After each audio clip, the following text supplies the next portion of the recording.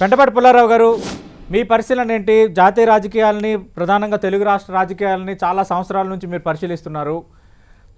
చంద్రబాబు నాయుడు ముఖ్యమంత్రిగా బాధ్యత స్వీకరించి కరెక్ట్గా ఈ రోజుకి 30 ఏళ్ళు అయింది.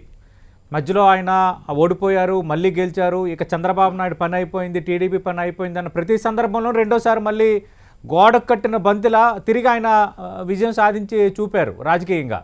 అడ్మినిస్ట్రేషన్ పరంగా కూడా కొన్ని నిర్ణయాలు ఇప్పటికీ చెప్పుకోదగినవి ఉన్నాయన్నది అందరూ అనే మాట. మీరేం గమనించారు సార్?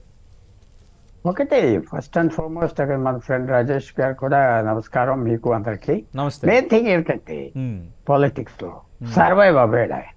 30 సంవత్సరాలు సర్వైవల్ అంటే చిన్న విషయం కాదు, చాలా పెద్ద విషయం. ఏ పెద్ద నేషనల్ పాలిటిక్స్, స్టేట్ పాలిటిక్స్ లో చాలా తక్కువ మందికి ఈ ఆపర్చునిటీ, అదృష్టం వస్తాయి. సర్వైవల్.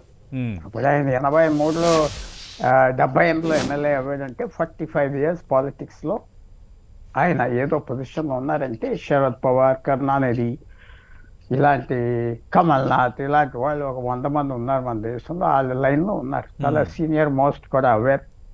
ఇప్పుడు ఆయన చూస్తే సీనియర్ మోస్ట్ సీఎం. సో తప్పకుండా మనకి చాలా స్కిల్ కావాలి. చాలామంది పాలిటీషియన్స్ని ఎలక్షన్ గెలవటం చాలా సులువు అనుకుంటారు, కానీ చాలా కష్టం. సర్వైవ్ అవటం చాలా కష్టం.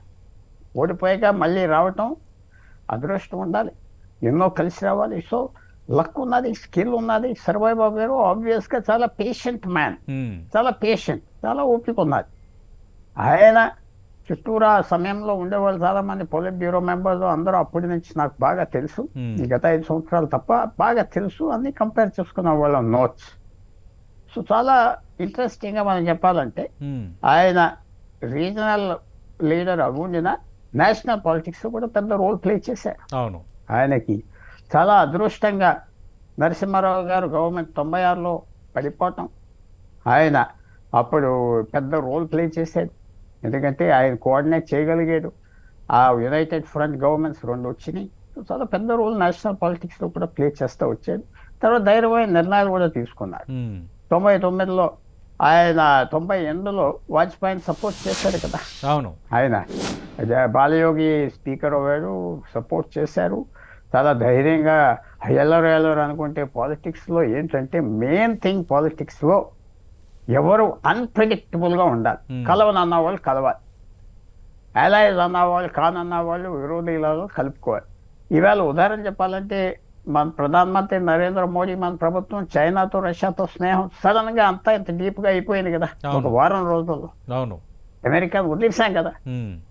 చాలా ఆ అన్ప్రెడిక్టబిలిటీ ఆయన అడ్జస్ట్ అవటానికి, కాంప్రమైజ్ అవటానికి కూడా చాలా మంచి టాలెంట్ ఉన్నది. చేశారు, సర్వైవ్ అవ్వాడు, నేషనల్ పాలిటిక్స్ మీద ఇంపాక్ట్ తీసుకొచ్చాడు. తర్వాత సెంట్రల్ గవర్నమెంట్ నుంచి ఆయన అనుకున్నది ఎలా సాధించాలో అన్నీ తెలుసు. పాలిటిక్స్లో ఆ సిస్టమ్ ఏంటో బాగా తెలుసు. సో చాలా ప్లేయర్, నేషనల్ ప్లేయర్. ఆయన ఒక రాష్ట్రంలో ఉండిన, ఆంధ్రప్రదేశ్ చిన్న రాష్ట్రం అయిపోయింది, మనం మర్చిపోకూడదు.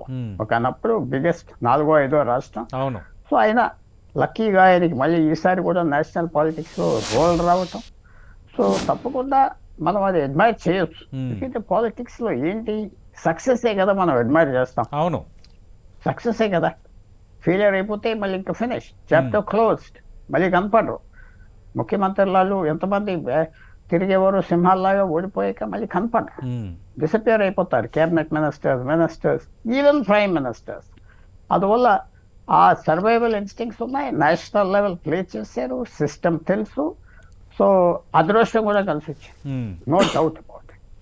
ఈసారి కూడా ఆయన చాలా ష్రూడ్గా అలయన్స్ ఉండాలి అనుకున్నాడు, అలయన్స్ చేసాడు. తర్వాత అలయన్స్ పాలిటిక్స్లో కూడా ఆయన చాలా చాలా జనరస్గా ఉంటాడు. అంటే నాకు ఆయన ద్వారా ఏమి ఫేవర్స్ వచ్చి చెప్పలేదు, జనరస్గా ఉంటాడు అలైస్తో. అలైస్ అడిగింది చేస్తాడు, వాళ్ళతో తగు పెట్టుకోడు, చాలా స్మూత్గా చేస్తాడు. అప్పుడు బీజేపీ ఉన్నారు, లెఫ్ట్ పార్టీలు ఉన్నాయి ఒకనప్పుడు, వాళ్ళందరితో he can work with them. అది కూడా స్కిల్ కావాలి కదా.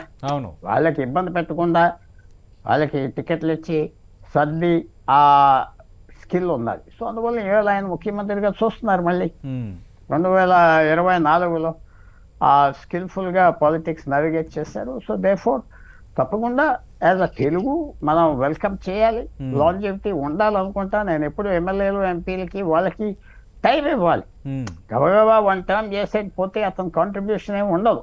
అవును. ఉండదు. ఎందుకంటే ఒక 20 సంవత్సరాల వేక ఒక నేను ఒక ఇన్స్టెన్స్లో చెప్తున్నా. మన్మోహన్ సింగ్ గారు నాకు బాగా పరిచయుడు. ఈయన అవును సార్. విమర్శించాను చంద్రబాబు నాయుడుని ఒకప్పుడు ఉమ్, ఆయనతో. ఉమ్, ఆయన అన్నాడు, నువ్వు చాలా తప్పు చెప్తున్నావు. ఆయన వీళ్ళు గ్రో ఒక 5-6 సార్లు 3 సార్లు ఎలక్ట్ అవ్వాక ఆయన అన్నీ తెలుసుకుంటాడు, గ్రో అవుతాడు, స్టేట్స్మెన్ అవుతాడు అని చెప్పాడు మన్మోహన్ సింగ్. ఓకే. చంద్రబాబు నాయుడు గారిని ఉద్దేశించి. ఉమ్, 20 సంవత్సరాల క్రితం మాట చెప్తున్నా. ఓకే. ఆ, అలాగే అవుతారు. ఉమ్, ఎక్కువ ఎలక్ట్ అవ్వే కొద్ది వాళ్ళు నేషనల్ వ్యూ తీసుకుంటారు, కొంచెం ఫేర్గా ఉంటారు, జనరస్గా ఉంటారు, కక్ష అనేది తగ్గిపోతుంది. ఓకే. సో ఆ క్వాలిటీస్ కావాలి మనకి. ఎంపీలు ఎమ్మెల్యేస్లో ఎక్కువ కాలం ఉండాలని నేను ఒకటి కోరుతా ఉంటా. ఉమ్, ఆ రిజర్వేషన్ పెట్టి రొటేషన్ చేస్తూ ఉంటే సీట్స్ ఎంపీలు ఎమ్మెల్యేలు 5-10 సంవత్సరాల్లో ఇంటికి వెళ్ళిపోతారంటే అది కాంట్రిబ్యూషన్ కాదు. అవును. సో ఇది పాజిటివ్ ఆస్పెక్ట్స్. రైట్. ప్రతి పాలిటీషియన్లో పాజిటివ్స్ ఉంటాయి, నెగిటివ్స్ ఉంటాయి. మనం ఇవాళ చూసే 30th ఇయర్లో సర్వైవల్ రైట్. విశేషంగా సర్వైవ్ అవ్వాడు ఆయన. స్టేట్ విడిపోయినా సర్వైవ్ అవ్వాడు, గవర్నమెంట్స్ మారిపోయినా సర్వైవ్ అవ్వాడు. So as far as politics is concern ఆయన గ్రేట్ ప్రాక్టీషనర్ అని మాత్రం మనం అనుకోవచ్చు. రైట్. పుల్లారావు గారు, మనం ఇంకో ఇది చూస్తే ఆయనకు ఉన్న వర్చ్యూ కానీ సమ్వాట్ అంటే ఇప్పుడు ఇంటర్నేషనల్ ఇమేజ్, అటు బిల్ గేట్స్ వచ్చిన తర్వాత అంతకుముందు అమెరికా అధ్యక్షుడు వచ్చిన, అంటే ఎవరు వచ్చినా కూడా అంటే ఆయన ఒక డైనమిక్ సిఇఓ ఐటీ, తర్వాత కొంచెం ప్రపంచ పటంలో తెలుగువారు కనిపించాలి అంటే ఈ మైండ్ సెట్ని, ఈ యాటిట్యూడ్ని, ఈ ఫోర్కాస్ట్ని మీరు ఎలా విశ్లేషిస్తారు? ఇది చెప్పకముందు ఒక చిన్న పాయింట్ రాజేష్ గారు చెప్పిన దానికి నేను చెప్పాలి. నాకు సెప్టెంబర్ 2nd వీక్ 95లో ఎన్టీ రామారావు గారి నుంచి నాకు కవర్ వచ్చింది. ఎర్ర నారాయణ స్వామి గారు అనే very big leader of coastal Andhra, MP, zilla parishad chairman అప్పుడు నాకు కవర్ చేసి asked me to join this party. And అప్పుడు ఏలూరు సీట్ పార్లమెంట్కి పోటీ చేయడానికి ఐ యాక్సెప్టెడ్. ఆయన గెలుస్తాడు, ఓడిపోతాడు, ఉంటాడు నేను చూడను. నేను నారాయణ స్వామి గారు వెరీ రెస్పెక్టెడ్ లీడర్ అండ్ అధికారంలో లేడు. I join him and became. NT Rama Rao garu నాకు చాలా ఎక్సెస్ ఇచ్చారు. ఆయన చనిపోయే రోజు ముందర 3 times కలిశాను. లాస్ట్ 7 o'clock కలిశాను. ఏలూరులో దిగాను, నెక్స్ట్ మార్నింగ్ చచ్చిపోయారని తెలిసింది. అవన్నీ ఎందుకంటే I saw what he went. But రాజకీయంలోనూ లైఫ్లో వెన్నుపోటు అనే మాట లేదు. అదంతా చాలా బ్యాడ్ వర్డ్. ఎందుకంటే పాలిటిక్స్లో నీకు నచ్చకపోతే వెళ్ళిపోవాలి. నేను మీ షోస్లో చాలాసార్లు చెప్పాను, యాంటీ డిఫెక్షన్ లాస్కి అన్నిటికీ నేను వ్యతిరేకం అని మీకు పూర్తిగా. ఎందుకంటే చాయిస్, మీరు ప్రయాణం చేయదలుచుకోలేదు, వెళ్ళిపోతారు, దాంట్లో తప్పు లేదు. ఒక నాయకుడు అనే అతను తప్పు చేసి ఉంటాడు, నువ్వు వాచ్ చేసుకోవాలి, కేర్ఫుల్గా చేసుకోకపోతే రెబెలియన్ వస్తుంది. సైన్యాల్లో రెబెలియన్ వస్తుంది, పాలిటిక్స్లో రెబెలియన్ వస్తుంది, అలాగే మార్పు వస్తుంది. మీకు అది మార్పు, అలాగే మార్పు వస్తుంది. లేకపోతే ఆ బ్రిటిష్ ఎలా పరిపాలిద్దాం ఉన్నది కదా వస్తుంది. అది నేను తప్పను. అది but I had direct seat నేను చెప్పబోతున్నాను. I contested Eluru. ఆయన చచ్చిపోయి కూడా వదలలేదు, ఎందుకంటే ఏదో పారిపోయి ఉంటారని ఐ లాస్ట్. బట్ ఎన్టీఆర్కి జరిగింది, అది నేను ఎక్సెప్ట్ చేస్తున్నా. ఎందుకంటే పాలిటిక్స్లో ఆ మాట కరెక్ట్ కాదు. వెన్నుపోటు ఇది అది కరెక్ట్ కాదు. ఎందుకంటే చాయిస్ ఉండాలి, మార్పుకి రెడీగా ఉండాలి. ఒక నాయకుడు సరిగ్గా చేయట్లేదంటే తోసేయడానికి బయటికి రావాలి, లేకపోతే డెమోక్రసీ ఎలా చెప్పండి. అవును, అది వదిలేసేయండి. అది నేను చెప్పాలని చెప్తున్నా. తర్వాత ఇప్పుడు తప్పకుండా ఆయనకి ఒక క్వాలిటీ ఏంటంటే మనం అడ్మైర్ చేయాలి. కొత్త నావెల్టీ, న్యూ ఎక్స్పీరియన్స్ అంటే ఆయన వెల్కమ్ చేస్తాడు. ఎవరు? చంద్రబాబు నాయుడు.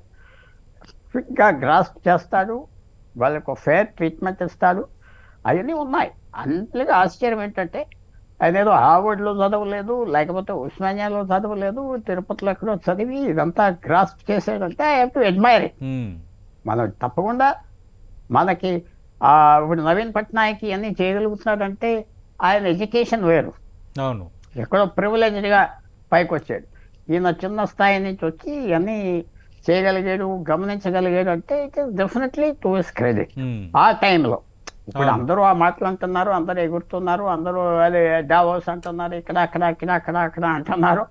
ఆ రోజులో తప్పకుండా ఆయన అడ్వాన్స్గా ఉన్నాడని మనం కొద్దిగా ఒప్పుకోవాలి. ఎప్పుడంటే ఇదంతా హిస్టరీ.